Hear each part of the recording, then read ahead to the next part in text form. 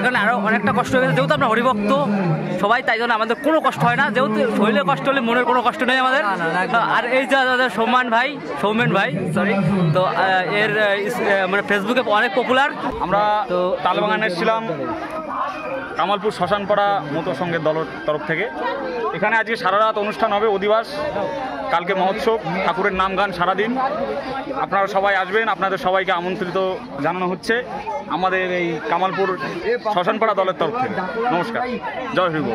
জয় হরি বল।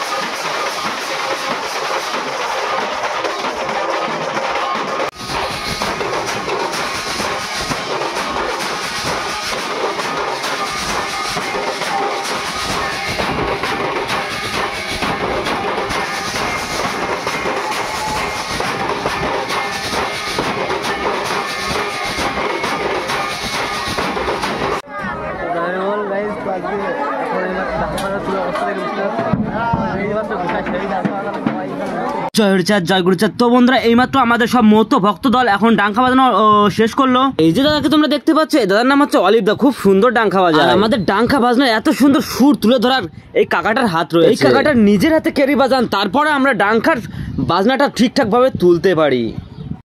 এই যে সব আমাদের মতো ভক্তরা আরো আছে ছিটিয়ে, মানে ছড়িয়ে ছিটিয়ে। তো আমরা এইমাত্র ডাঙ্কা বাজানো শেষ করলাম। চুলের অবস্থা থেকে বুঝতে পারছো যে অনেকক্ষণ ডাঙ্কা বাজিয়েছে, আধা ঘন্টা ধরে। আজকে যেহেতু দু জায়গাটা মহা উৎসব ছিল, সেখানে আরো অনেকটা কষ্ট হয়ে গেছে। যেহেতু আমরা হরিভক্ত সবাই, তাই জন্য আমাদের কোনো কষ্ট হয় না। যেহেতু শরীরে কষ্ট হলে মনের কোনো কষ্ট নেই আমাদের। আর এই যে সৌমেন ভাই সরি, তো এর মানে ফেসবুকে অনেক পপুলার। তোমরা হয়তো অনেকেই চেনো, নাম আছে কামালপুর শ্মশানপাড়া শ্রী মতো মহাসংঘ। এই নামে তোমরা সার্চ করলে পেয়ে যাবে অবশ্যই।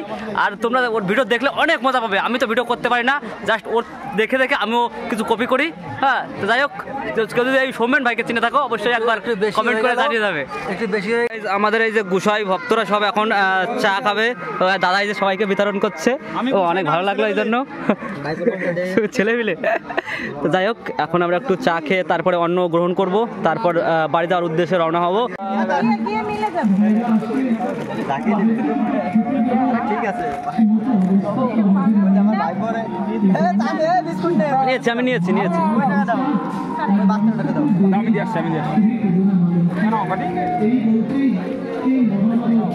তো ফাইনালি আমরা প্রসাদ গ্রহণ করতে বসে গেছি। আর ভিডিওটাও এখানেই শেষ করতে হচ্ছে, কারণ নেক্সট পার্ট তোমাদেরকে পরের ভিডিওতে দেখানো হবে।